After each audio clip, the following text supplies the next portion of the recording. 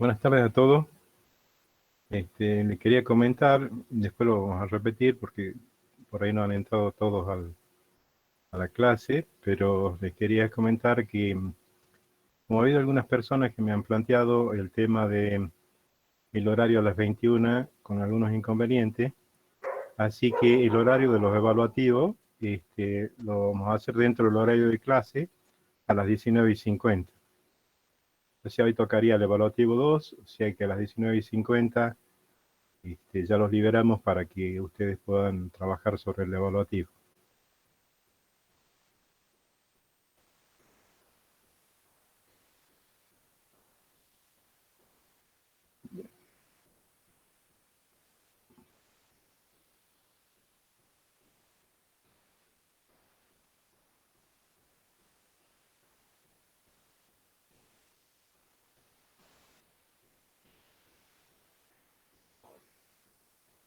¿Están viendo la presentación? Sí, profesor.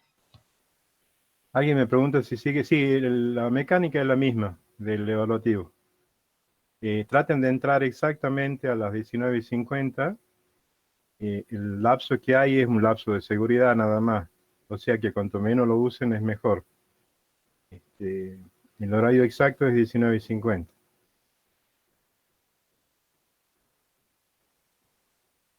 Bien, el tema que vamos a ver hoy es el tema de contratos. ¿Qué le sugiere la imagen, digamos, de la primera diapositiva?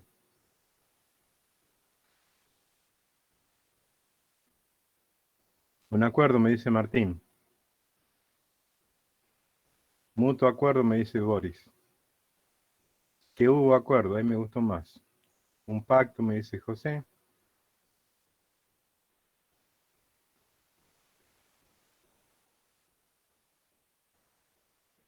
No respetan el protocolo, no sé a qué te referís, Jonás.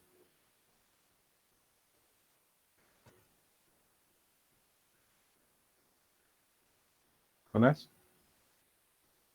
¿a qué te referís con no respetan el protocolo?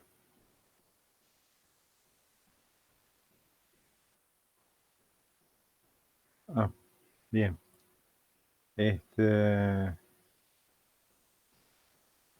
Bueno, la opinión más acertada en el sentido, digamos, de lo que yo buscaba con la imagen es, hubo acuerdo. O sea, es el momento exacto donde se tocan la oferta y la demanda, donde llegan a ese punto donde ambos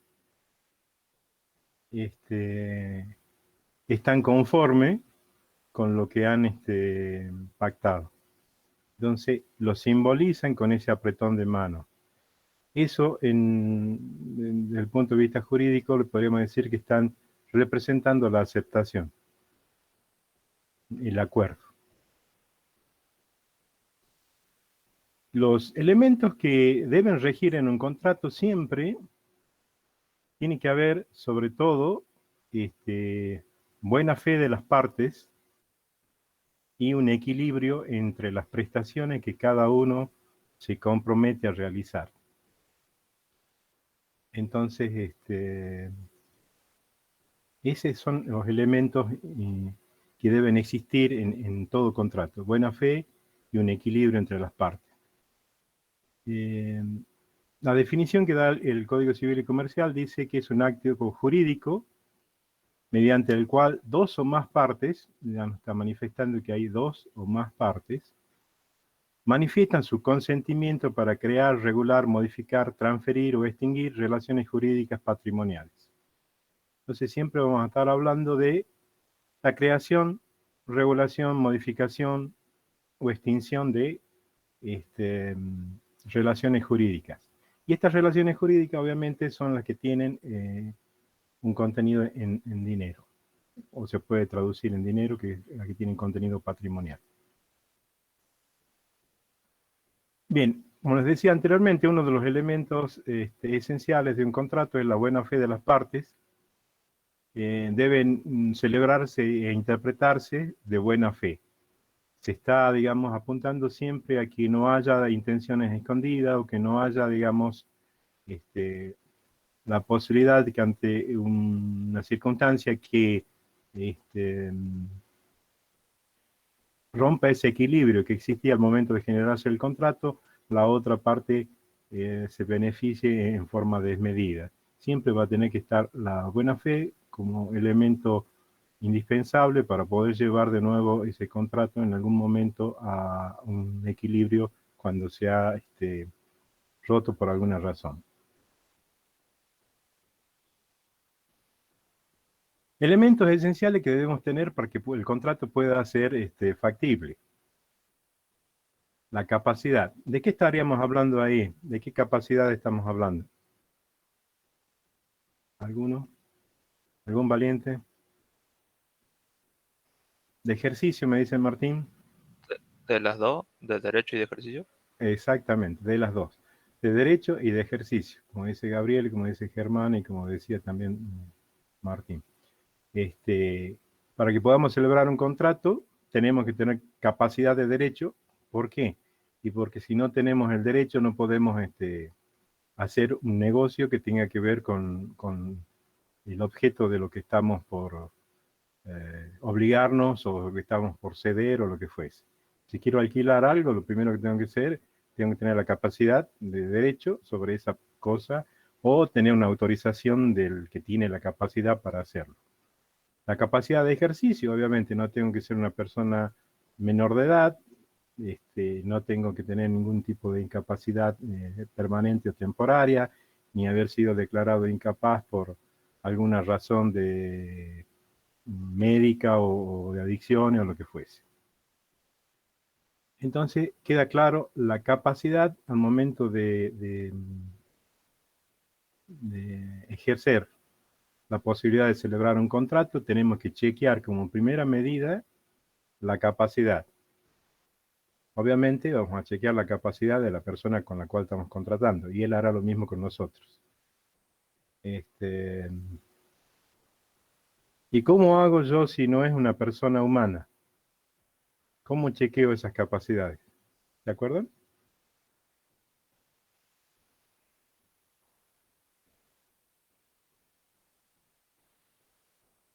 ¿Se refiere a las personas jurídicas?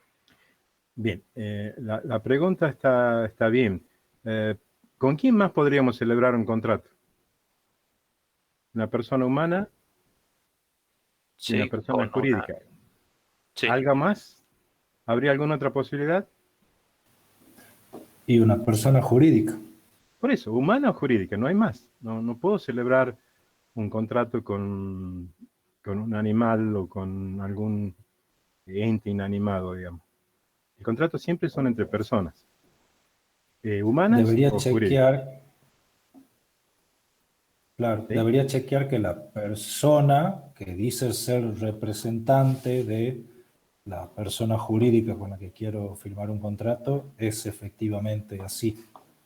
Perfecto. ¿Y dónde chequeo eso?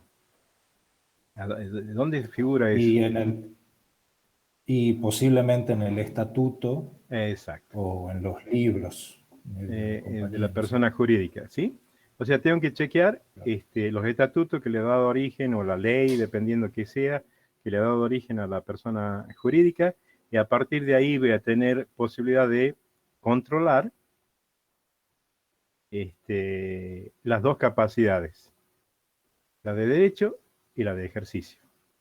La de derecho es si es titular del derecho, si me quiere vender esa persona jurídica un inmueble, ese inmueble tiene que estar a nombre de la persona. Y segundo, obviamente la capacidad de ejercicio no la ejerce la persona jurídica. ¿Quién la ejerce?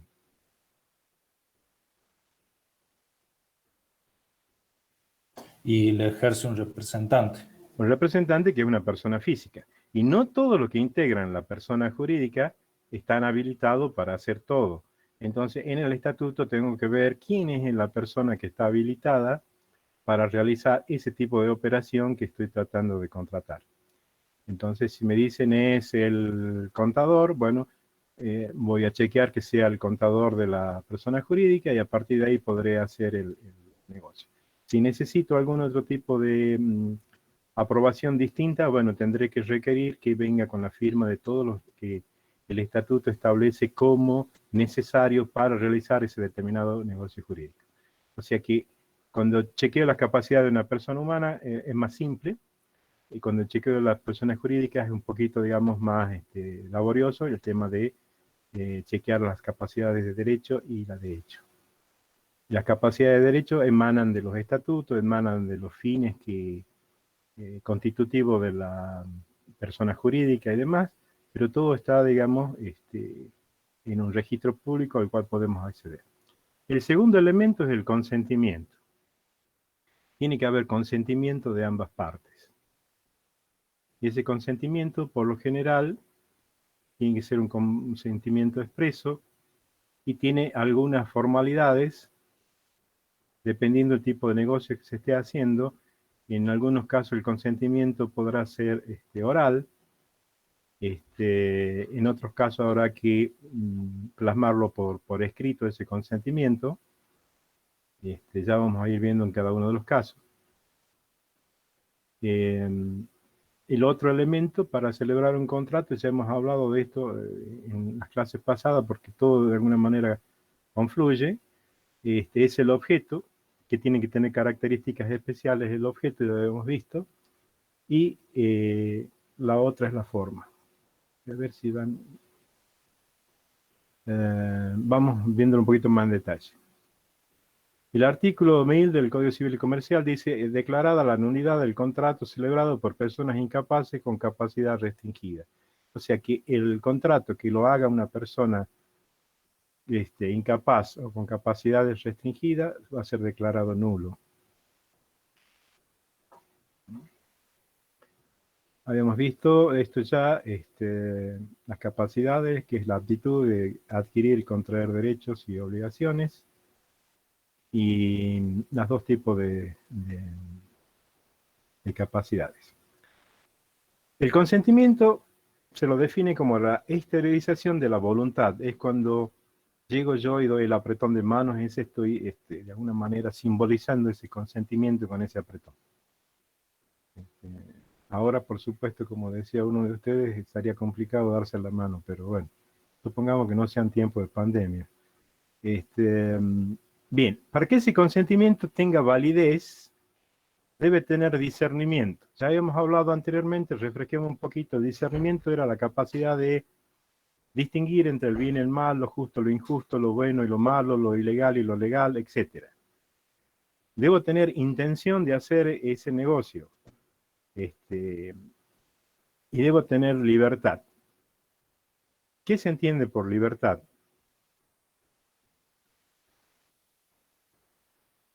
Y que no esté bajo coerción, por ejemplo. Bien. Yo le voy a dar una frase célebre de una película, a ver si ustedes se acuerdan o saben qué es. Decía: le voy a hacer una oferta que no va a poder rechazar. ¿Saben de qué película es esa? ¿Es El Padrino? Del Padrino. ¿Sí? Era El Padrino, para quien no la haya visto la película, a la serie de películas, que eran 3 o 4, no me acuerdo. Era un mafioso de la mafia italiana que le quería comprar un restaurante a un conocido, y él no se lo quería vender. Le dice: bueno, dentro de un tiempo le voy a hacer una oferta que no va a poder rechazar. Era una manera muy elegante de decirle que se le iba a tener que vender sí o sí, porque no había otra opción. Entonces, ahí no habría ya libertad en una condición de este tipo, cuando uno está pensando que la vida de uno puede tener, puede correr peligro, puede tener algún fin malo por algún tipo de estos condicionamientos, y hace que se pierda la libertad y el consentimiento estaría viciado. Bien, este consentimiento a veces, pongamos un ejemplo. Yo necesito, se ha caído el revoque de una pared de mi casa y yo necesito revocarla. Lo busco al albañil, a don Pedro, que vive acá en el barrio, y le digo: don Pedro, mire, hay que revocar esto. Y lo mide más o menos, dice: son 2 metros cuadrados, le va a salir tanto, yo pongo los materiales y todo lo demás. Y yo le digo: bueno, hágalo. Eso sería suficiente para perfeccionar ese contrato. debido a los montos y debido a al tipo de contrato. Obviamente después, ante un problema, se deberá recurrir a testigos o alguna otra cosa, porque no hay ningún instrumento que pruebe el acuerdo que hemos hecho. Pero de todas maneras el contrato se perfeccionó.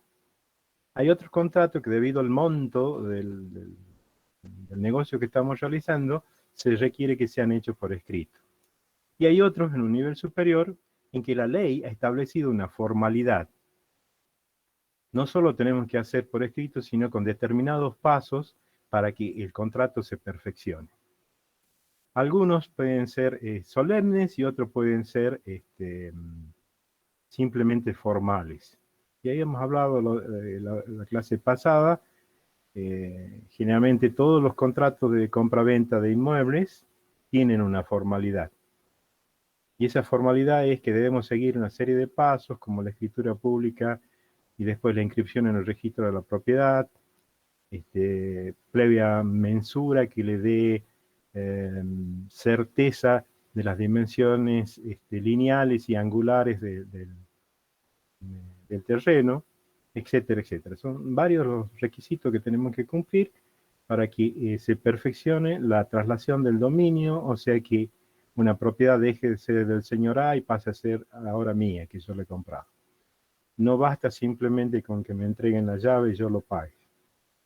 Ni siquiera basta con que hagamos un boleto de compra-venta. Eso termina siendo un paso previo que no está mal, puede llegar a servir después para exigir el cumplimiento de los pasos que quedan para que se perfeccione la venta. Pero no es lo que establece la ley. La ley establece un determinado procedimiento. Lo mismo pasa con los bienes muebles registrables, como son, digamos, los automóviles, las motos y demás. Y también funcionaba de la misma manera para la compra-venta de hacienda, para regular, digamos, y evitar el coatrerismo, el robo de hacienda. Para vender, digamos, la hacienda se requería una serie de pasos como registro de la marca, una orden de traslado. Hay una serie de pasos que debemos hacer para poder transmitir la propiedad de una hacienda de una persona a otra, y esto está puesto a los efectos de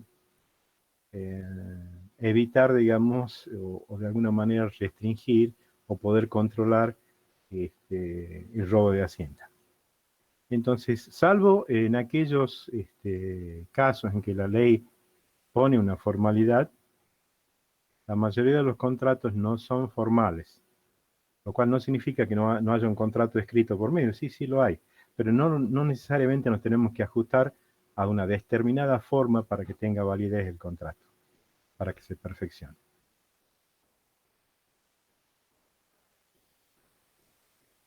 Recordemos que cuando hablamos de contrato siempre estamos hablando de dos voluntades exteriorizadas y conocidas mutuamente.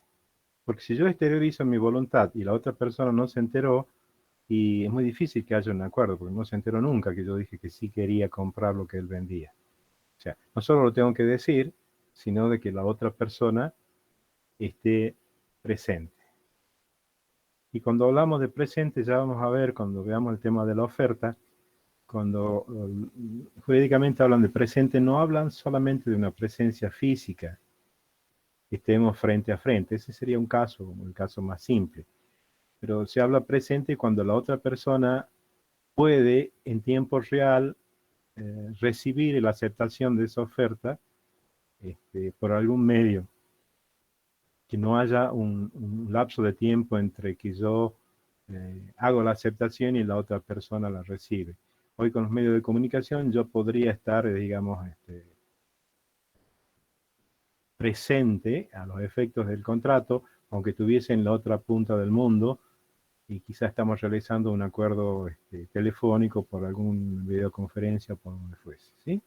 Entonces, el hecho de la conocida mutuamente tiene que ver con que yo haya recibido la aceptación de la oferta y a partir de ahí se genere ese consentimiento.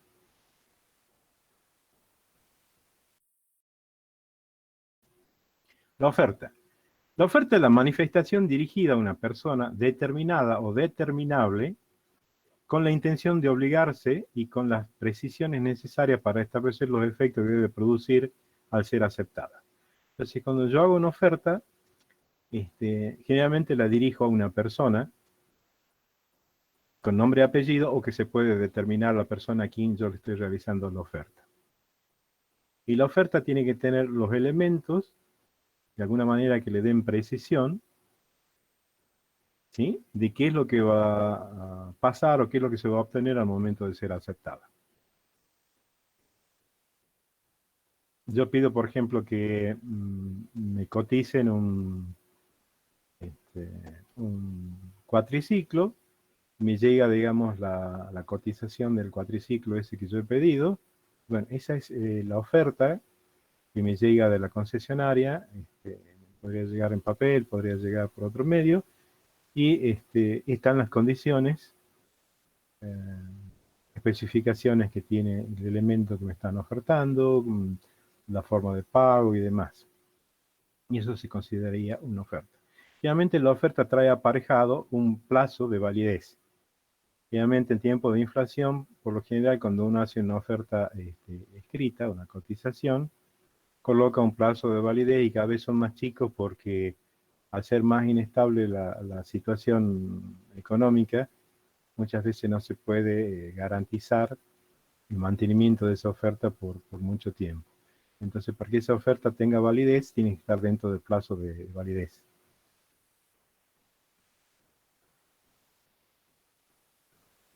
Me dice Mariano que alguna vez se están viendo oferta en dólares.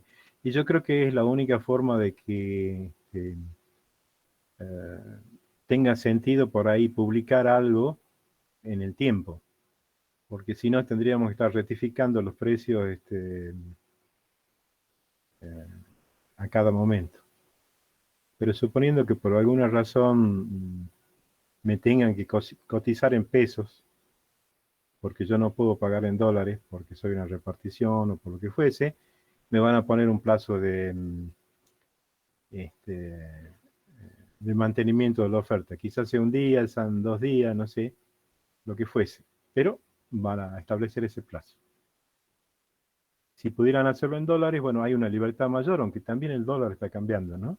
O sea que si han puesto un dólar determinado, ese valor puede cambiar.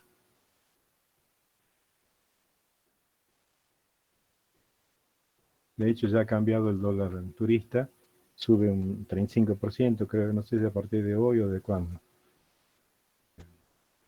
Bueno,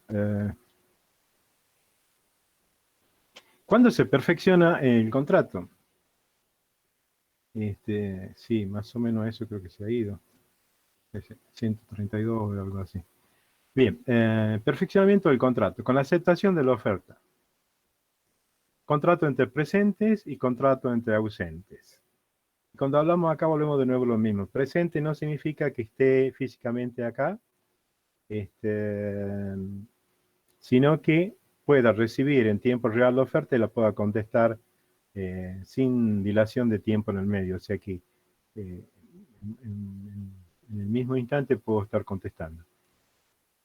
Contrato ante ausente tampoco significa que yo esté muy, muy lejos, sino que va a mediar un lapso de tiempo entre la oferta y la aceptación de la misma.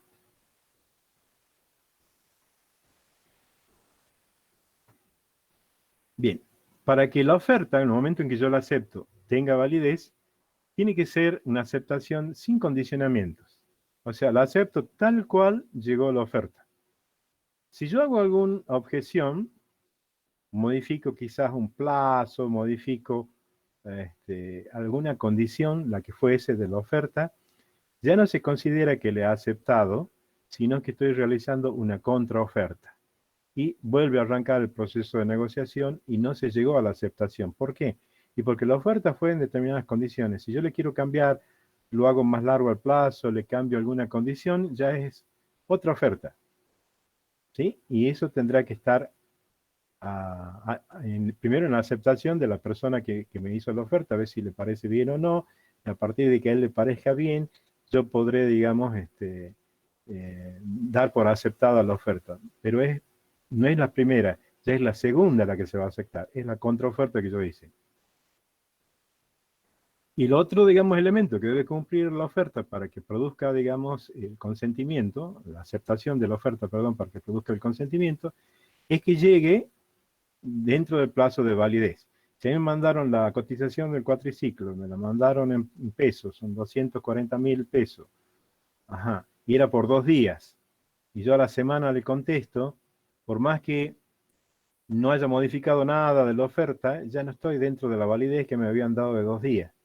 Entonces, eso sería una contraoferta que la otra persona verá si me la acepta o no. Capaz que en ese transcurso no ha variado en gran medida el precio del dólar y aún así le conviene al vendedor aceptarla o tal vez no. Pero ya no hay un consentimiento. ¿Por qué? Porque está fuera del plazo de validez de la oferta.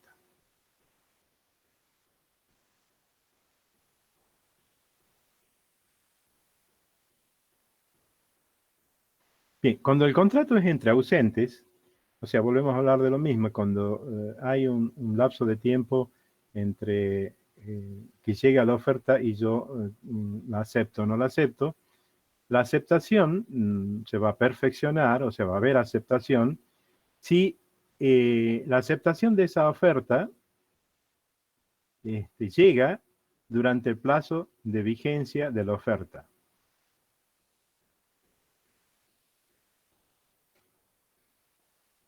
Es lo mismo, ya sea que lo haga de una manera o de otra, que levante el teléfono después de los 2 días y le diga sí, ya está, o que le mande una carta, o que le mande un mail, siempre va a correr, digamos, el plazo del mantenimiento de la oferta. Bien, yo podría retractarme de la aceptación de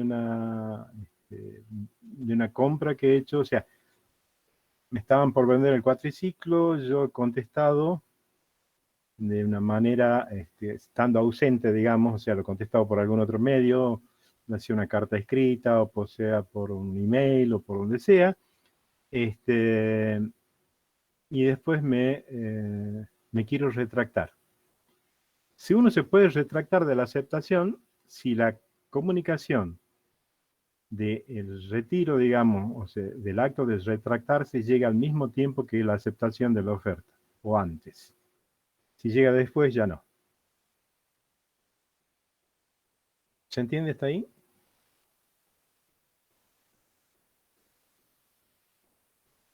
Sí, se ¿Sí? entiende. ¿Sí? O sea, si yo he aceptado y va por un medio, supongamos le he mandado a caballo a la aceptación, y después me arrepiento y voy en un medio más rápido que el caballo y llego antes, esa retractación de la aceptación va a ser válida, porque aún no llegó la aceptación. O si llegan juntas, también va a ser válida. Pero si llega después, ya no. Queda, digamos, el contrato.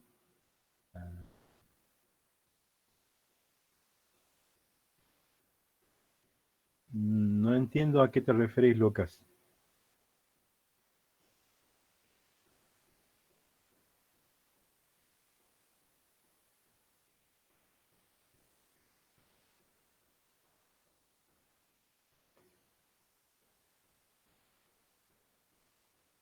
Sí, no es lo mismo.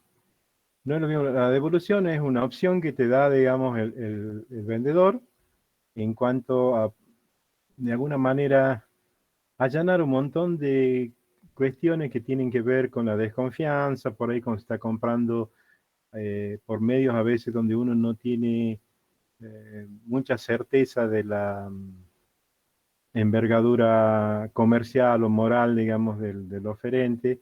Entonces, establecen esos medios como para generar esa tranquilidad de que si hubiese un inconveniente grave vos puedas, digamos, deshacer la compra, ¿no?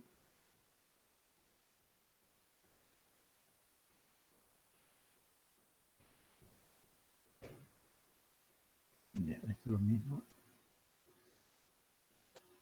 Bien, requisito del objeto. Volvemos a lo mismo a lo que habíamos visto con las obligaciones, porque los contratos son la fuente de las obligaciones, o sea que estamos hablando de 2 elementos que componen la misma cosa. Y el objeto, digamos, del contrato, obviamente debe ser lícito, o sea, no debe ser contrario a ninguna ley, ni a la moral, ni a las buenas costumbres. Debe ser posible tanto física como jurídicamente. No puedo contratar algo que sea imposible de realizar. Eso se cumple lo mismo que cuando hablábamos de obligaciones. En general existe libertad de forma en los contratos, salvo aquellos en los cuales la ley impone una determinada formalidad. Hemos visto el tema de los inmuebles y de los automóviles.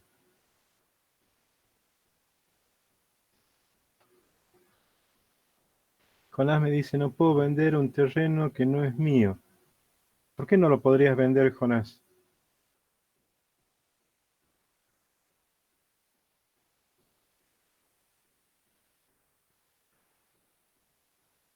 Sí,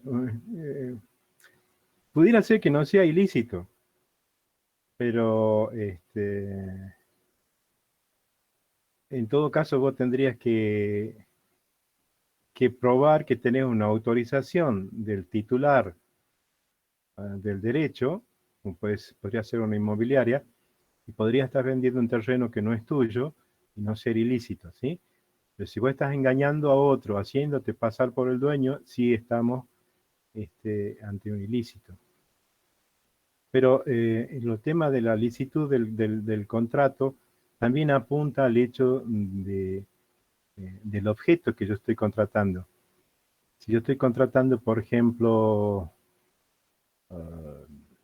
no sé, que vos transportes drogas ilegales, estamos hablando no de drogas medicinales, o que vendas, pongas un puesto de expendio de drogas y el contrato es como una especie de franquicia, podríamos decir, y algún otro vendedor más grande, todo eso, digamos, ya por el objeto, al estar contrario a la ley, ya sería un contrato nulo.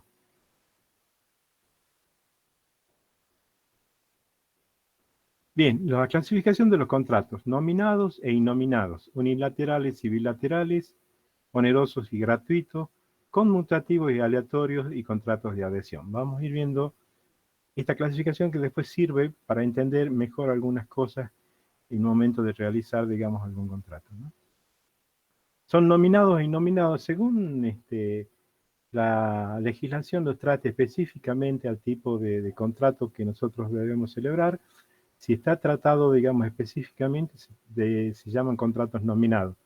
Si no hay una ley específica para ellos, son contratos innominados, lo cual no significa que no tengan valor, sí tienen el mismo valor, nada más que no han sido tratados específicamente por la legislación. Profesor, ¿Sí? ¿a eso se refiere si es formal el contrato? No. Si es nominado. No. Formal es cuando yo decía, cuando yo, digamos, necesito una serie de procedimientos, porque así lo marca la ley, para que el contrato tenga validez. O sea, para que una compra-venta de un inmueble sea realmente lo que se busca, que deje de ser dueño uno y sea dueño otro, lo tengo que hacer con una serie de requisitos. Si no lo hago así, no estoy perfeccionando el contrato. Más allá que yo tenga la posesión de la casa, que yo viva en ella, pero no soy el dueño a los efectos de la ley. ¿Por qué? Y yo la he pagado, sí, la he pagado. Vivo en ella, sí, la estoy arreglando, sí, todo lo que usted quiera. Pero la ley establece que usted debe hacer esto y esto para que sea realmente dueño de la casa. Y si no lo ha hecho, queda medio camino. Después podrá completar los pasos que le falten, pero hasta que no los complete, no será ante la ley el dueño de la casa. Eso se llama formalidad. No sé Claro. si queda claro eso. Sí. Nominado, por ejemplo, es, por ejemplo, el contrato de compra-venta es un contrato nominado porque hay, la ley lo trata específicamente. Pero, por ejemplo, hay otras cosas, por ejemplo, que o son nuevas por el avance de la tecnología, todavía no hay una ley específica que regule determinado rubro. Entonces, sí se lo puede hacer al contrato, porque como no hay ninguna ley, no hay una formalidad específica, ni hay nada, pero cuando yo quiero ir a buscar en la legislación ese típico contrato que estoy haciendo, no lo encuentro. ¿Por qué? Porque no está tipificado. Quizás más adelante saquen si amerita, saquen una ley específica para tratar la problemática de ese tipo de negocio y pasará a ser nominado. Cuando yo lo pueda encontrar en la legislación y busque contrato de tal cosa y lo encuentre, ¿sí? Mientras no lo encuentre, es que es un contrato innominado. Bien, otra forma de clasificarlo es... ¿qué pasa, Germán? No, bien, le decía, que había entendido. Bien, gracias.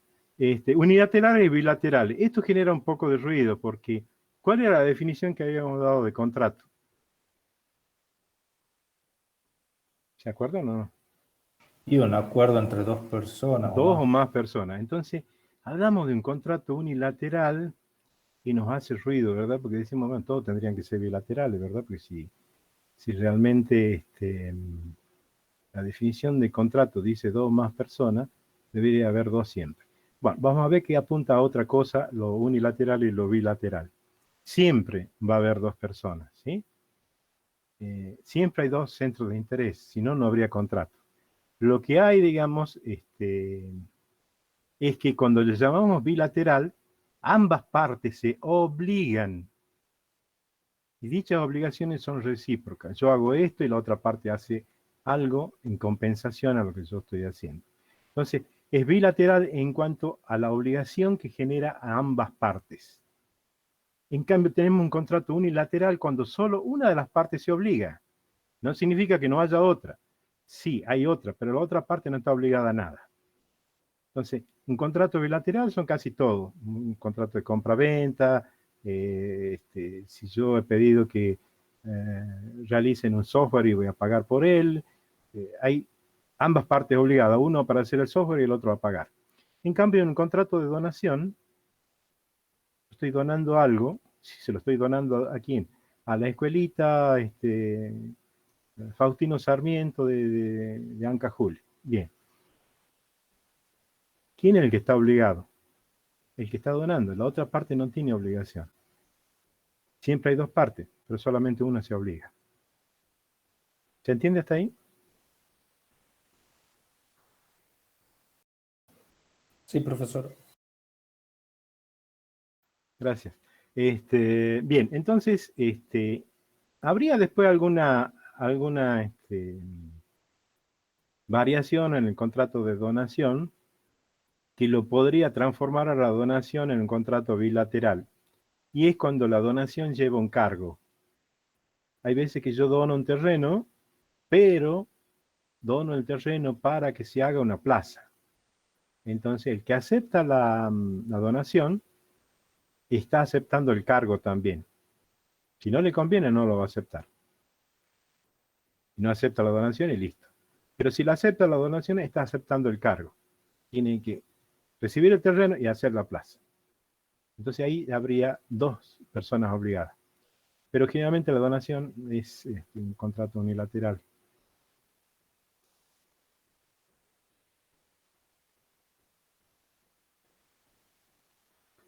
Bien, onerosos y gratuitos. Bien, aquí también vamos a tener que hacer alguna distinción porque si no pareciera que todos son onerosos. Pero ya vamos a ver. Dice que un contrato son a título oneroso cuando las ventajas que procuran a una de las partes le son concedidas por una prestación que ella ha hecho y se obliga a hacer algo a la otra. O sea, las prestaciones que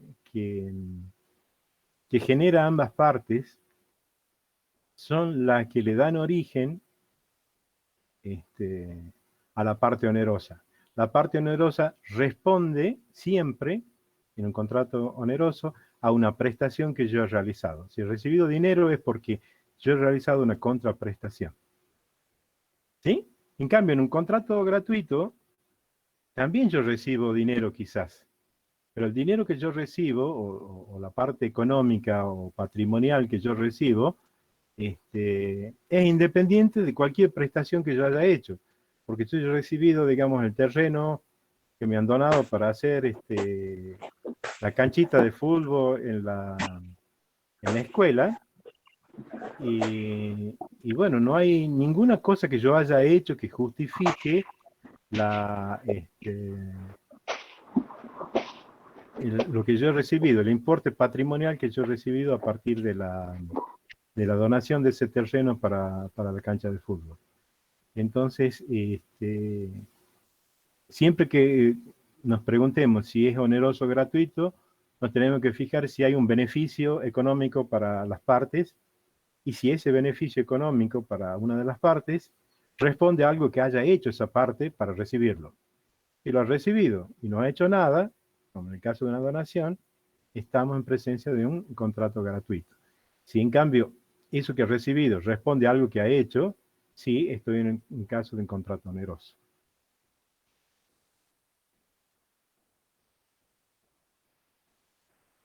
Bien.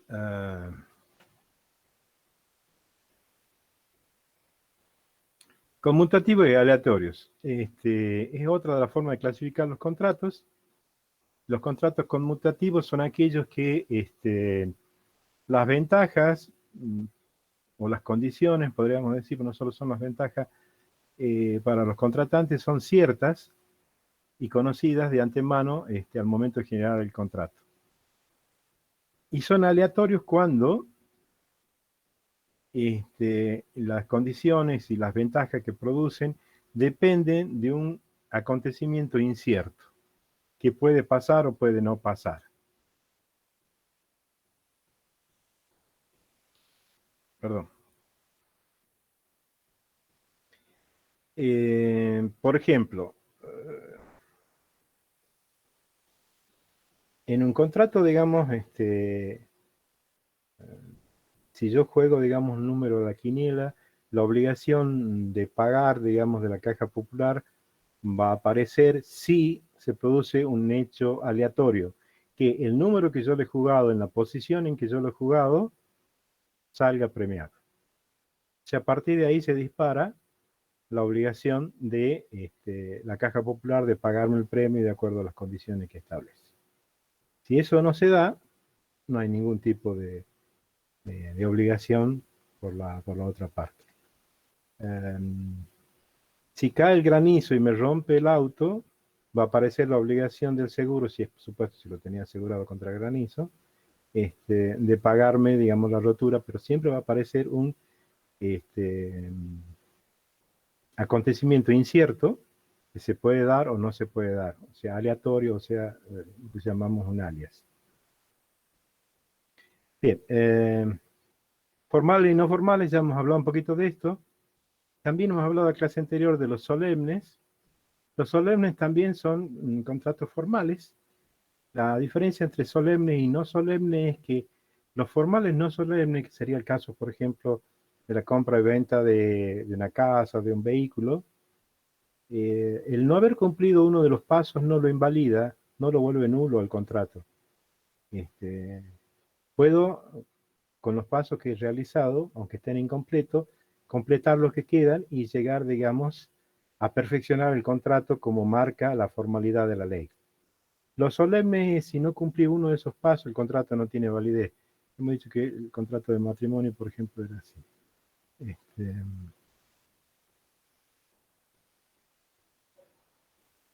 Va.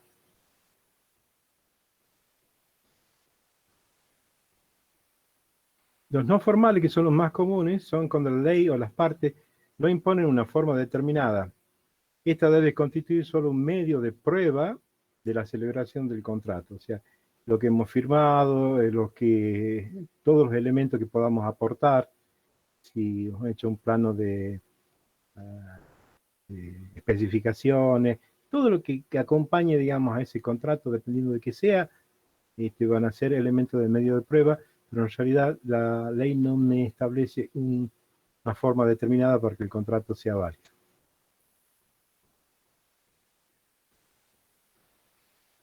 Bueno, esto es más o menos lo mismo. Bien, otra de las clasificaciones es el contrato de adhesión.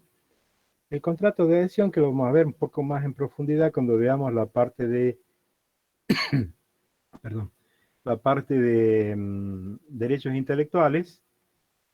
Vamos a ver un poco más en profundidad el contrato de adhesión. Es un contrato donde una de las partes fija todos los términos del contrato. Esa parte por lo general tiene una posición dominante dentro del contrato. Ya vamos a ver que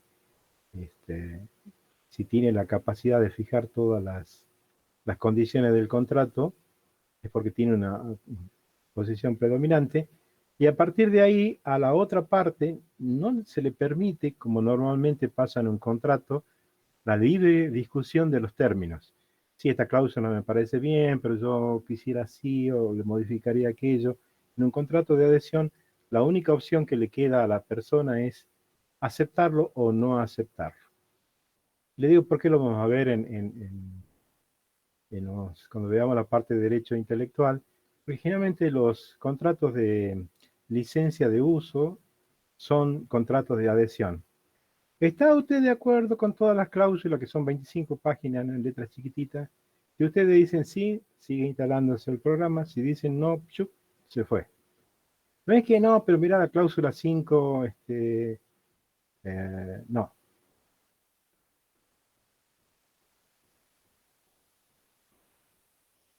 No hay forma de discutir. ¿Sí? Si yo subo al ómnibus y paso la tarjeta y me cobran X pesos por un viaje, bueno, con ese importe que he pagado puedo viajar entre una cuadra y las cuadras que sea el total del recorrido de esa línea.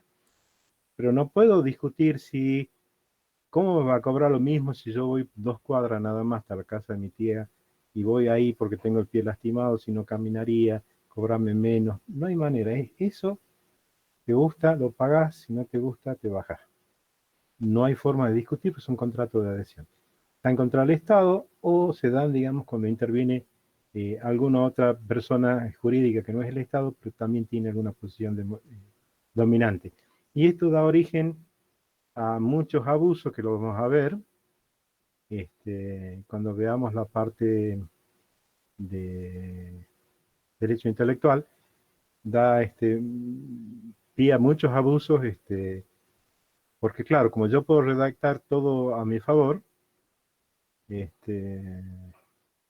nos olvidó de la parte de la buena fe. Los muchachos al momento de hacer los contratos de adhesión ponen todo a favor de ellos y todo en contra del usuario. Y ya vamos a ir viendo cómo se puede, digamos, accionar legalmente con esas cláusulas abusivas. Bien. Efecto de los contratos.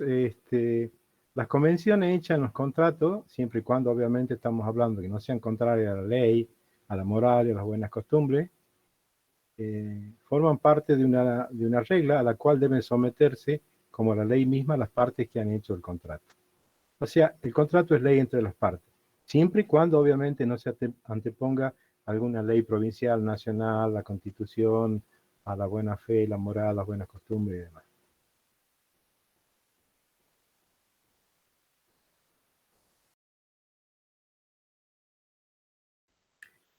Imprevisión contractual. La imprevisión contractual se da cuando, por alguna razón ajena a los contratantes, y como la misma palabra lo dice, no pudo ser prevista al momento del contrato, se rompe ese equilibrio que debía existir y que existió. Obviamente, si no, no se hubiera producido el contrato.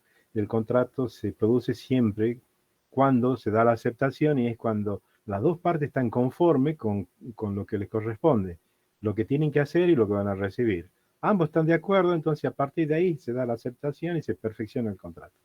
Ahora, el contrato, si fuese un tracto único, no habría problema. O sea que el contrato, supongamos, sea de una compra-venta, la compro la cosa, me la entregan, se acabó el contrato, listo, ya está, no hay ningún problema. Ahora, si el contrato se prolonga en el tiempo, como podría ser un contrato de alquiler, esas condiciones que estaban en un equilibrio al principio del contrato podrían desequilibrarse. por algunas razones que vamos a ver. Entonces, cuando se trata de una alteración que torne, digamos, excesivamente onerosa a una de las partes, el cumplimiento del contrato, sin una causa que justifique por una mayor prestación que está dando la otra y nada por el estilo, simplemente por una causa externa se torna extremadamente pesado y excesivo la carga que recibe una de las partes, que se debe a algo que no pudo ser previsto al momento de la celebración del contrato. La parte perjudicada tendría la posibilidad de pedir que se restablezca el equilibrio en el contrato, de renegociar, digamos, los elementos del contrato que se hayan desequilibrado, o bien de darlo por terminado. Entonces, para que esto confluya, tiene que darse una causa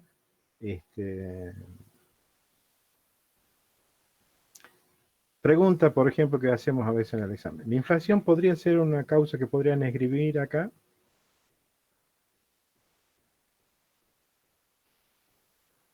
¿Una infracción de qué tipo? Inflación. Inflación. Ah, inflación. Sí.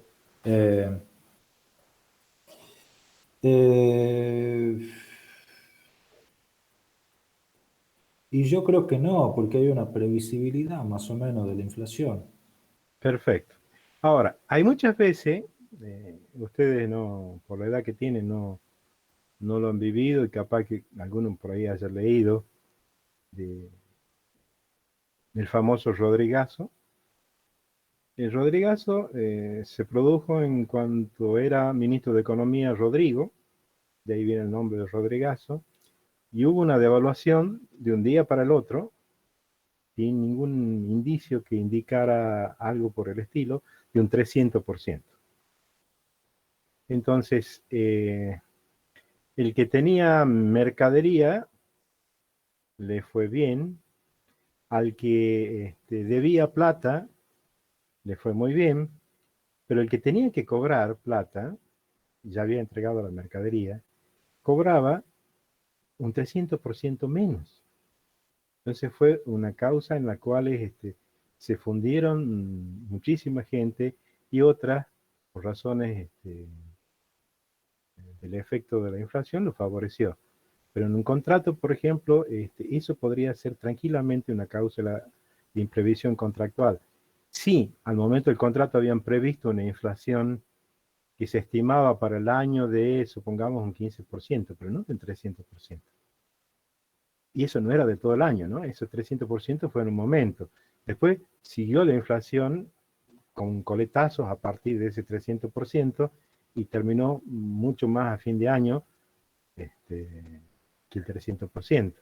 Entonces, ese tipo de cosas que hacen que de golpe tengamos un salto abrupto que nadie podría haber previsto, se trata de las condiciones en las que yo pueda invocar la imprevisión contractual.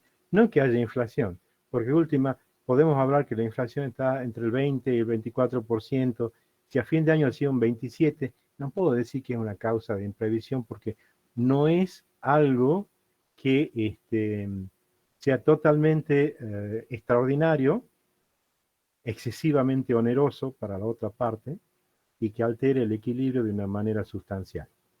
Un 2 o un 3% de diferencia entre lo estimado y lo que se ha dado, ningún juez creo que le daría lugar. Pero si tenemos un 300%, tenemos un cambio muy abrupto, sí, porque la otra persona, la que soporte ese cambio, se le ha triplicado la carga de un día para otro. ¿Se entiende entonces el concepto, verdad? Sí, profe.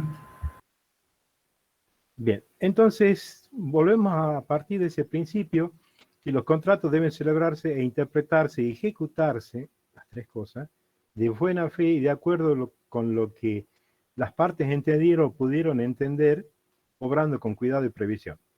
Aquí han hecho todo lo que han hecho, lo han hecho bien, pero algo en el medio alteró eso. Entonces, se vuelve a poner en juego la buena fe de las partes para que la parte que se está beneficiando sin una causa justa pueda sentarse con la otra parte y renegociar, digamos, el precio de lo que fuese, supongamos fuera un alquiler o fuera una prestación de lo que fuese, teniendo en cuenta los cambios, pero no, digamos, de la manera, digamos, extraordinaria en que se han producido. Entonces, si por alguna razón se rompe el equilibrio, está la posibilidad de renegociar para volver a encontrar otro punto de equilibrio.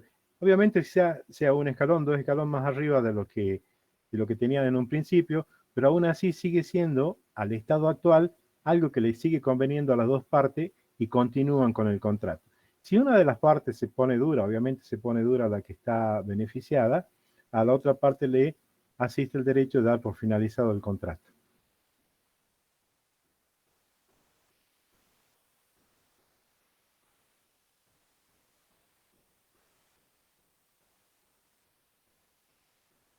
Bien, obviamente tiene que darse también, hay que tener siempre en cuenta esto, que para poder ejercer cualquier derecho, yo no tengo que estar en falta.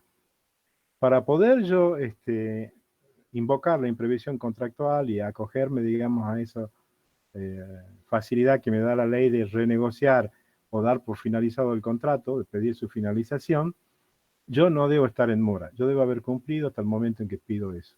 Si no, pasa lo mismo con lo que vamos a ver, el pacto comisorio, que si yo no he cumplido, ya no puedo, digamos, accionar y aprovechar las cosas que me faculta la ley, porque yo también estoy en falta. Entonces, ¿cómo lo puedo acusar a otro de estar en falta si yo también estoy?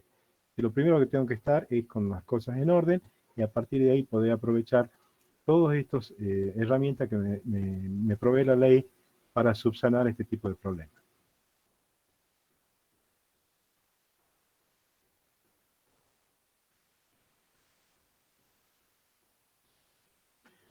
Bueno, lo que le decía, no va a poder acogerse a la imprevisión contractual si el perjudicado hubiera obrado con culpa o estuviese en mora. O sea, si yo no he cumplido o he hecho algo mal, no voy a poder acogerme a eso.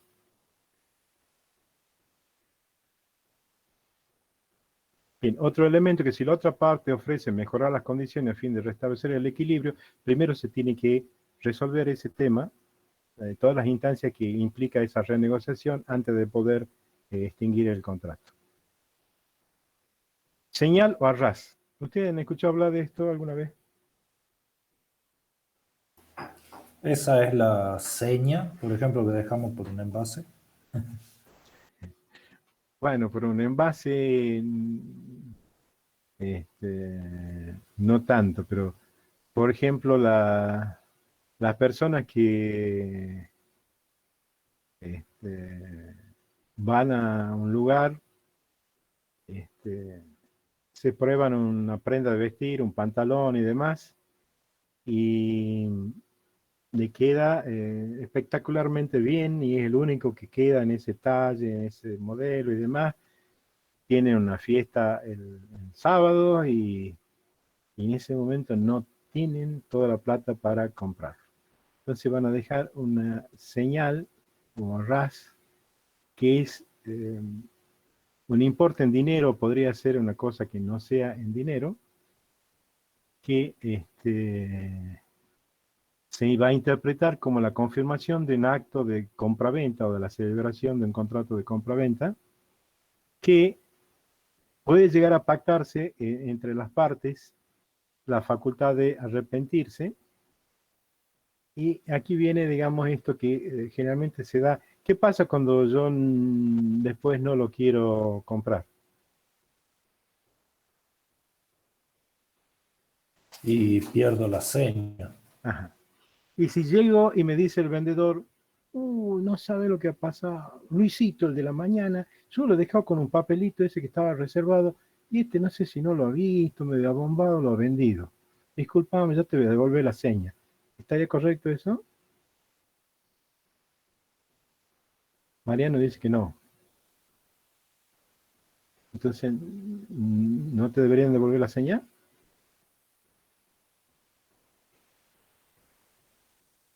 ¿Cómo sería?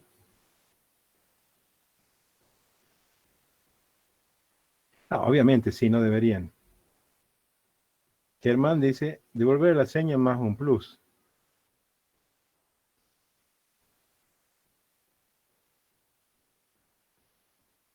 Ajá.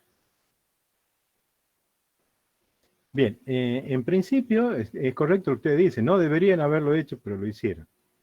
Entonces, también él podría decir, usted no se debería haber arrepentido de comprarlo, pero se arrepintió, perdió la seña. Ahora, devolver la seña, no hay ninguna, o sea, lo miremos del punto de vista del vendedor. Si el comprador se arrepintió, es justo que tome ese importe como una indemnización por las futuras ventas que podría haber hecho de esa prenda, de ese bien, que no la pudo hacer por estar reservada. Entonces, es justo que haya una indemnización para el vendedor porque alguien se arrepintió después de haberlo separado quizás una semana al pantalón o la prenda que estaban pagando. Ahora, no es justo para el comprador que si se lo vendieron, le devuelvan lo que era de él. Entonces, ¿dónde está la indemnización? ¿Dónde está, digamos, el valor, digamos, que yo he perdido de comprar en otra parte? Eso ya estoy cerca del sábado y ya no tengo tiempo de elegir, ni de probarme, ni de hacer nada, me están perjudicando y no hay nada. Entonces, lo que dice la ley es que el que la recibió debe restituirla doblada. O sea, lo que hablan ahí es que si yo he dejado 10 pesos de seña, me tendrán que devolver 20. Y entonces sí es justo. ¿Por qué? Porque los 10 pesos eso, que me lo devuelvan no es chiste, porque eso era mío. Y el daño que me han producido no me lo están compensando. Si me devuelven 20, sí, porque entonces es justo. Si yo me arrepiento, pierdo 10, si ellos se arrepienten, pierden 10. Es correcto. Es justo para ambas partes. Pero por lo general los negocios esa parte no la ven. Ahora siempre sería bueno hacer un papelito en el cual especifiquemos el tiempo que se va a mantener, digamos, cuándo la voy a comprar, cuánto tiempo eso me tienen que... Obviamente todo lo hacemos de palabra y después el tema de la prueba se complica, ¿no? Se habría que hacer algún papelito al momento de dejar la seña. Porque si no, pueden decir que no, que usted lo ha dejado un importe como parte de pago y la parte de pago no es lo mismo que la seña. Bien,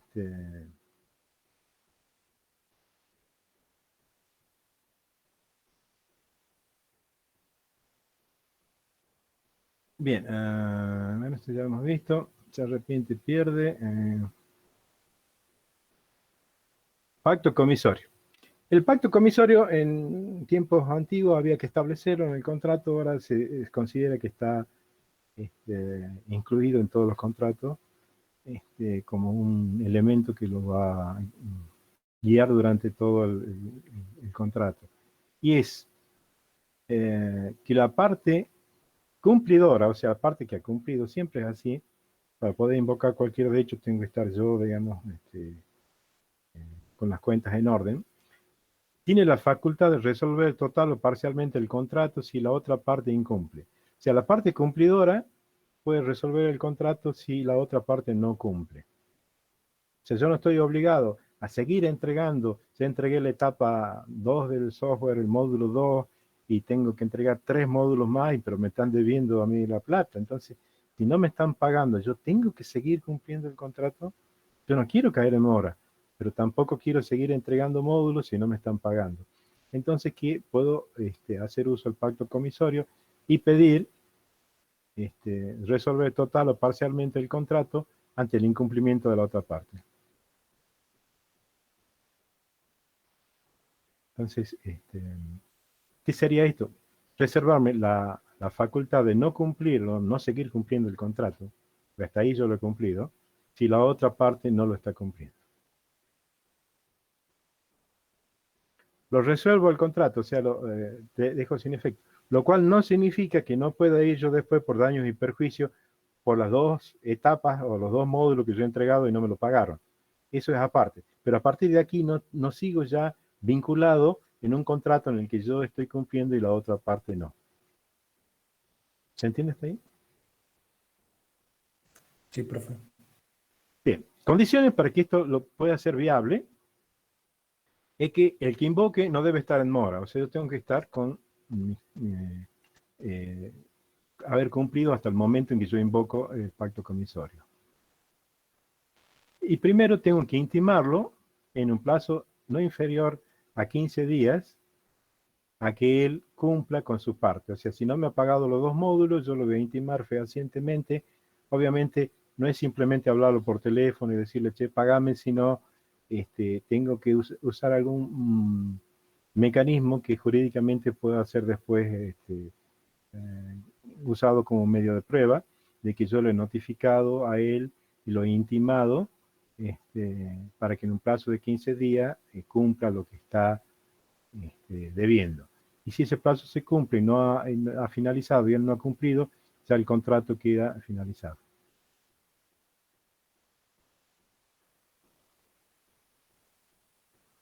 Bien, ¿cómo se extingue un contrato? La forma más natural y la más sana es cuando ambas partes han cumplido lo que se habían prometido. ¿Sí? Entonces se termina el contrato. ¿Por qué? Porque yo he hecho lo que tenía que hacer y la otra parte hizo lo que tenía que hacer y quedamos contentos y felices todos. El pacto comisorio es cuando uno cumplió y el otro no cumplió y a partir de ahí el que cumplió pidió, digamos, que el contrato se termine. La imposibilidad de cumplimiento que puede darse por muerte o incapacidad de una o de ambas partes, concurso o quiebra de una o de ambas partes y lo que habíamos hablado también con las obligaciones, caso fortuito o fuerza mayor, si yo he contratado algo a lo que yo me he obligado a hacer determinado tipo de obligación, que no la puedo cumplir porque ha venido un tsunami, ha venido un terremoto, hay una guerra civil o lo que fuese, entonces el incumplimiento del contrato no responde a la voluntad del que está incumpliendo, sino a algo externo que no lo puede manejar y se dará por finalizado el contrato sin consecuencias legales. Y la otra sería la prescripción, que es cuando a partir de un determinado momento una obligación es exigible, pasa el tiempo y se da la inacción del acreedor y a partir de ahí, cuando se cumple el plazo genérico que ha puesto el nuevo código, creo que son 5 años, la otra parte se libera de pagar. ¿Y cuándo arranca este plazo? Cuando la obligación es exigible. Supongamos, ustedes tienen que entregar 3 módulos de un software. De hecho, el módulo 1, el módulo 2, el módulo 3, lo entregaron y no se lo pagaron. A partir de la entrega del último módulo que ustedes ya podrían decir que cumplieron con su parte de la obligación y habían pactado que con la entrega del tercer módulo la otra persona tenía que pagar el importe, o sea, que a partir de ahí la obligación de pagar ya es exigible cuando ustedes han entregado el tercer módulo, a partir de ahí empieza a correr el plazo de prescripción. Y en el plazo que marca la ley, ustedes no lo han cobrado, y no significa que no hayan ido y le han dicho, Paco, tenés que pagarme, no te olvides, eso no sirve. O sea, la intimación tiene que ser por algún medio que legalmente después podamos usar para demostrar que nosotros lo hemos intimado. Si nosotros no lo hemos hecho o lo hemos hecho de una manera que no la podemos probar jurídicamente, va a pasar el tiempo y cuando nosotros queremos cobrarle, esa obligación se ha prescripto y se ha liberado de la obligación de tener que pagar. Quedará la obligación natural. Si me han hecho un software y no lo he pagado, lo tengo que pagar, pero jurídicamente ya no lo podré exigir. Medio de prueba de los contratos. Bien, los mismos que habíamos hablado la otra vez de los medios de prueba. ¿Sí? Instrumentos públicos, instrumentos privados. ¿Sí? Excepto cuando se trate de algunos contratos que la ley establece determinados medios de prueba, como por ejemplo para algunos tipos de contratos de compra-venta de inmuebles o cuando se trate de transmisión de bienes inmuebles, la ley exige que sea por escritura pública, ¿sí?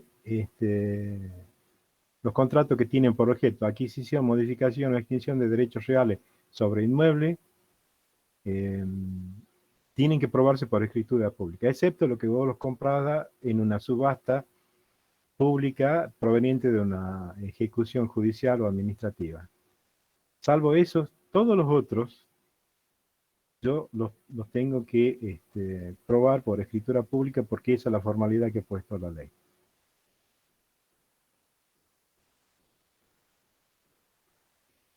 En efecto, los contratos solo tienen efecto entre las partes contratantes, no tienen, digamos, efecto contra terceros, ¿sí? Salvo en el caso, por ejemplo, que los herederos de alguien, los sucesores universales, los contratos se extienden activa y pasivamente a los que heredan, salvo el caso en que las obligaciones sean personalísimas, se acuerdan que eran referente a alguna cualidad o actitud especial de la persona contratada. En el caso de esto no lo podríamos cumplir, o sea incompatible con la naturaleza de la obligación o esté prohibida por alguna cláusula del contrato. Salvo eso, si yo heredo un patrimonio, heredo el activo y el pasivo, y estoy heredando derechos y también estoy heredando obligaciones. Bueno, eso más o menos sería la clase de hoy. No sé si tienen alguna duda o ya pasamos al práctico.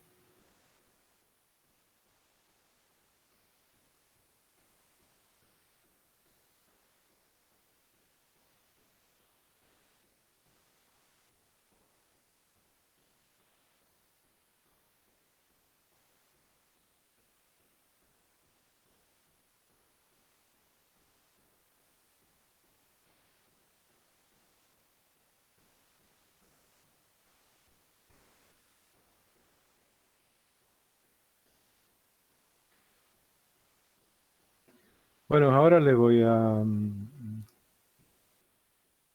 poner ya visible el práctico en la plataforma para que lo puedan descargar y verlo.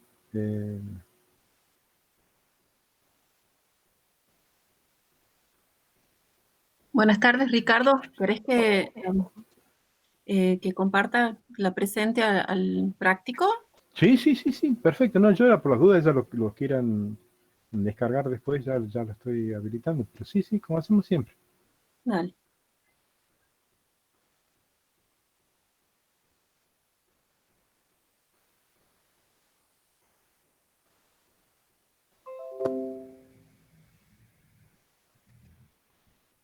¿Están viendo ya la pantalla, chicos, el práctico? Si me responden con el micrófono. Sí, se ve. Ah, bien, gracias.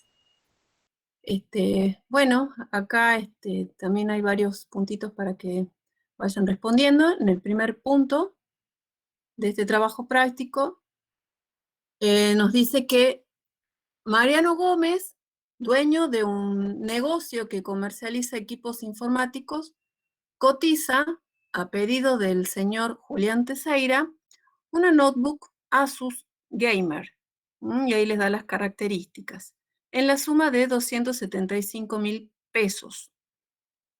Dicha oferta se hace llegar al señor Teseira mediante carta de correo postal simple que se despacha el día lunes 23 de julio. El día 26 de julio recibe la oferta, por lo que el día 27 de julio a primera hora, el señor Teseira envía una carta simple al señor Gómez aceptando la oferta. Ese mismo día a la tarde, el señor Teseira, paseando por una galería comercial, ve en la vidriera de un comercio la misma notebook de oferta a 246.800 pesos. Por lo que esa misma tarde le envía una carta documento al señor Gómez notificándolo de su voluntad de retractar su aceptación. Acá tienen que responder a dos cuestiones. En la primera pregunta, en la A, dice, ¿esa retractación del señor Teseira es válida? ¿Por qué? La aceptación del señor Teseira por carta simple perfeccionó el contrato. Bueno, ustedes tienen que fundamentar, ya saben, no solamente poner sí o no, tengan en cuenta las fechas, tengan en cuenta los medios por los cuales se envía la oferta, por el cual se acepta la oferta, por el cual se envía la retractación, ¿sí? Eso lo va a ayudar a la resolución y a responder estas preguntas, ¿sí? Fundamenten recurriendo pueden recurrir al Código Civil y Comercial. ¿Tienen alguna pregunta sobre ese punto para que siga avanzando? Si me pueden responder por micrófono, mejor. No, profe, ninguna duda. Bien, continúo. Bueno, el punto 2, se trata de un señor, Maciel Pérez, un hombre de 65 años, que no posee familia. Y en virtud de la larga amistad que lo vincula con su amigo Manuel Oliva, quiere donarle su casa a este amigo. Fue así como el 23 de septiembre de 2017 se reunieron en un bar céntrico y mientras merendaban celebraron un contrato de donación por el cual Maciel le donó dicha propiedad. Ambos firmaron el documento. 3 meses más tarde, Manuel se muda a la casa y al año de estar viviendo allí, llega una orden de desalojo, una orden judicial de desalojo, diciendo que debe marcharse en virtud de que el nuevo propietario, Enrique Salas, que compró la casa de 10 días atrás a Maciel, quien, abrumado por las deudas médicas de su enfermedad, decidió vender la casa. Debe recibir la propiedad libre de ocupante. Así decía la escritura de compra-venta que celebraron Maciel y Salas. Sí, acá hay una situación en donde un señor dona a su amigo la casa en una fecha y luego dice que por cuestiones de enfermedad, cuestiones económicas o lo que sea, él decide vender la casa, esa misma casa. En el medio está la situación que, como había donado, a la persona que recibe esa donación se va a vivir a esa casa y ahí, viviendo en esa casa, es donde les llega la orden de desalojo de este nuevo adquirente por compraventa. Ustedes tienen que responder la pregunta A, que dice: el señor Manuel Oliva, el que recibe la donación, ¿había adquirido el derecho de propiedad sobre la casa? B, de ser negativa la respuesta, si ustedes dicen que no, ¿podría intimar a Manuel a Maciel para escriturar a su nombre la propiedad? Y la tercera pregunta es: ¿hay alguna acción legal que pueda realizar Manuel Oliva contra Maciel Pérez? Fundamenten.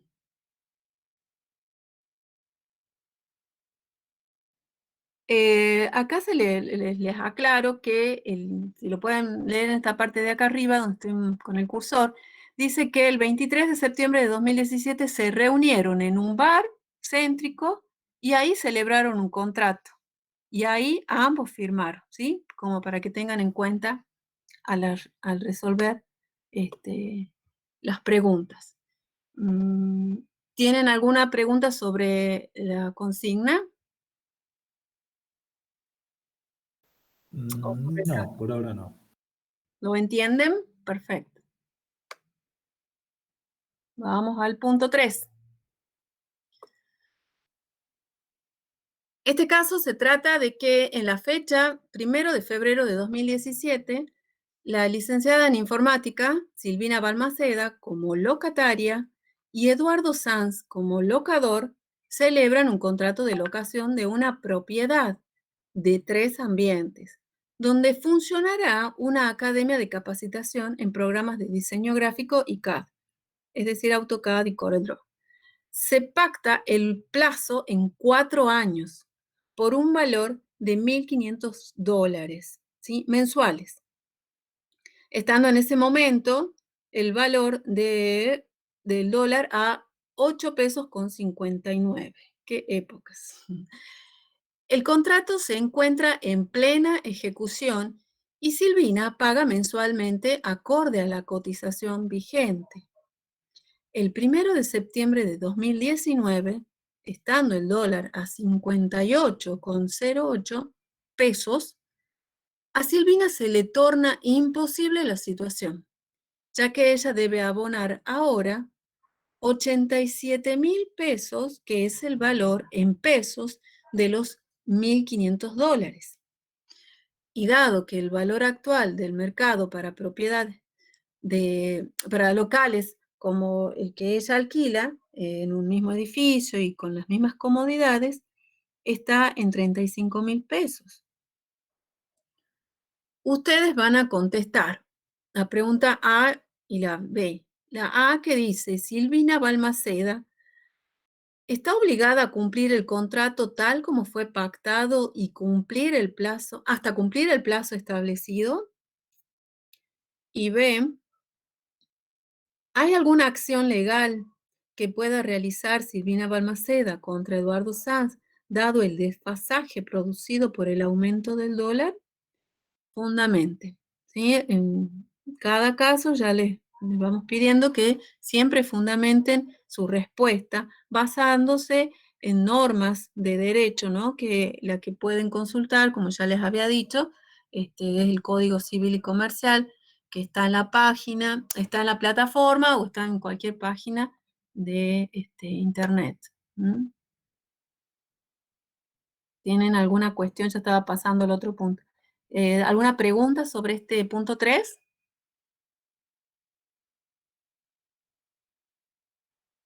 No, por ahora no.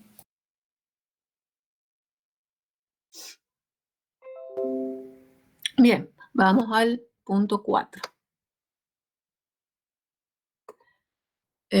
Juan y María Altamira son un matrimonio de ingenieros en computación y un día reciben del señor Silvio Solves una oferta de compra del negocio de venta y reparación de computadoras que poseen en Pinamar.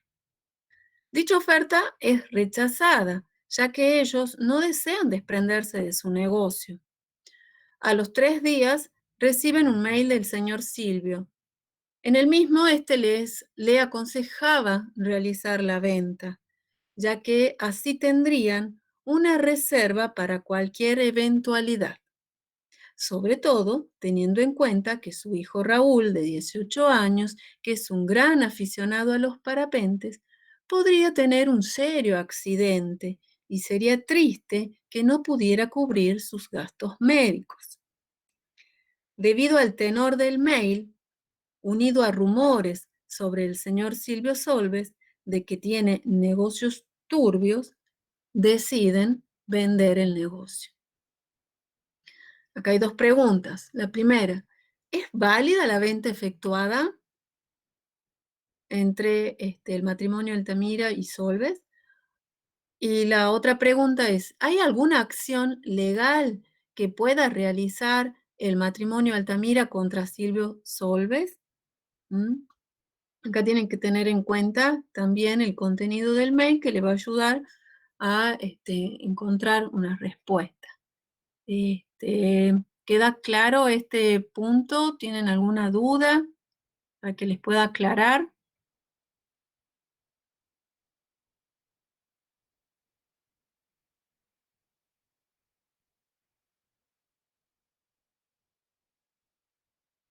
¿Están?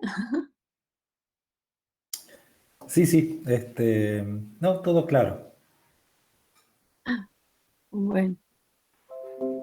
Entonces dejamos unos minutos, Ricardo, para que si tienen alguna consulta, ustedes ya lo pueden ver desde la plataforma.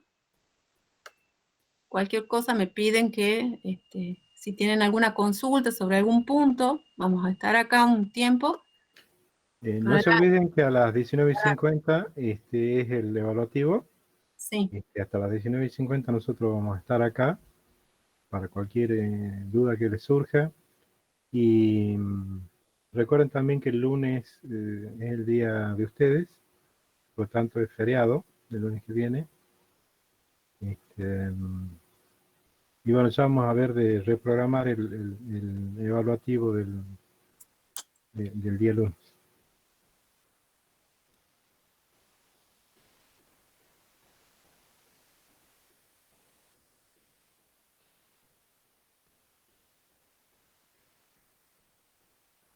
Hola, profe. ¿Profe? Sí, Ah, Sí. Quería consultar. una consulta, Sí, adelante, Germán. perdón. Ah, gracias. No es sobre sistemas abiertos. ¿El lunes tampoco hay clases de sistemas abiertos? es feriado para toda la universidad, ¿no? Está en el calendario como un día sin actividades. Ah, bien, perfecto. Ok. Seguimos manteniendo, por una cuestión de orden, me preguntaban ahí, la entrega de los trabajos prácticos, ¿no? Si a la fecha esa no se mueve, si esa fecha tope sigue siendo la fecha tope, ¿sí? O sea que si tenían que entregar hasta ese día, sigue siendo hasta ese día por más que sea feriado, ¿sí? ¿Se entiende? Ah, sí. Claro, lo único que se reprogramaría sería el evaluativo personal, que es lo que estabas diciendo. Sí, el evaluativo para no tener los que Que ingresen. claro, que ese día estén pendientes del evaluativo cuando quizás quieren hacer otra cosa, ¿no? Entonces, es su día, lo disfruten y después vemos cómo lo tomamos al evaluativo. Ya le vamos a avisar. Sí, efectivamente el lunes no tenemos clases.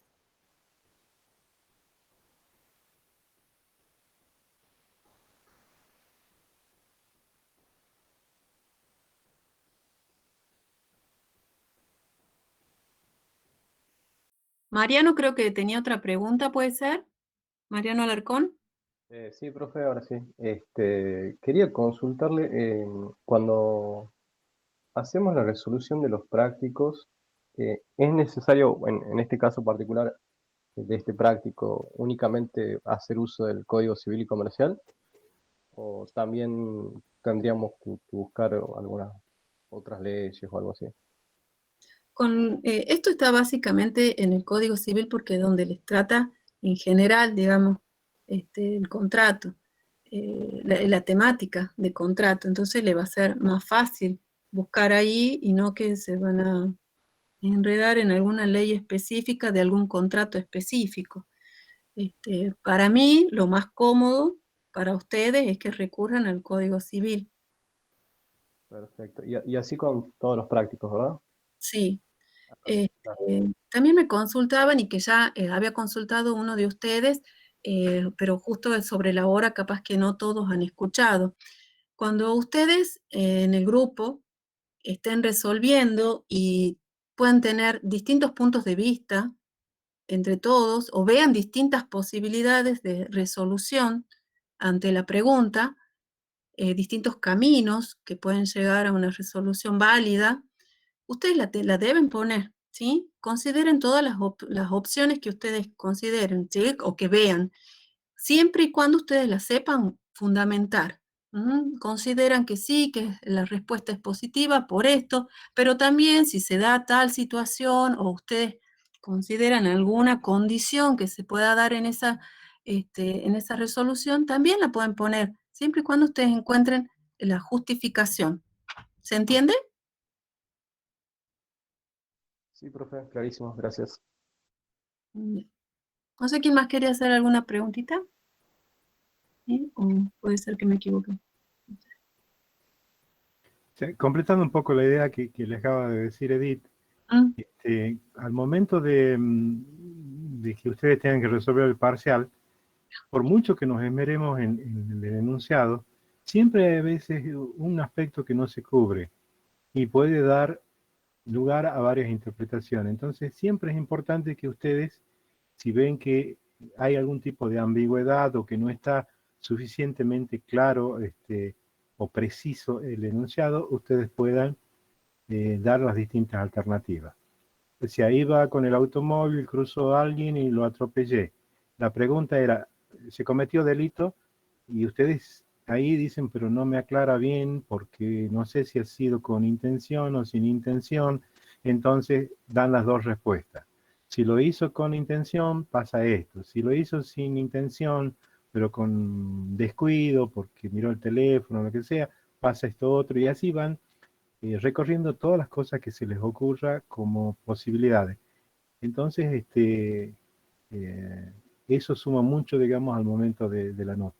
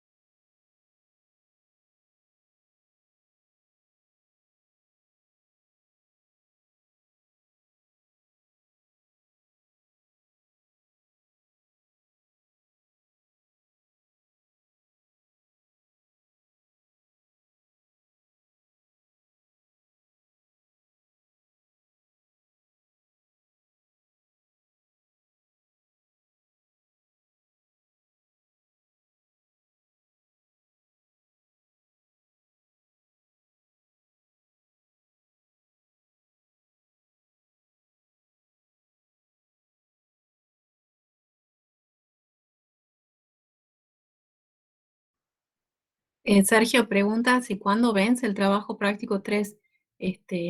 Lo había dicho ya el profesor que vence el lunes 21, ¿sí? Por más que no haya clases ese día, porque es feriado, porque es el día de ustedes, lo mismo, sí, lo mismo hay que presentarlo, ese día se vence. Sí se va a reprogramar el evaluativo, ¿sí? Pero el trabajo práctico sí lo tienen que presentar ese día.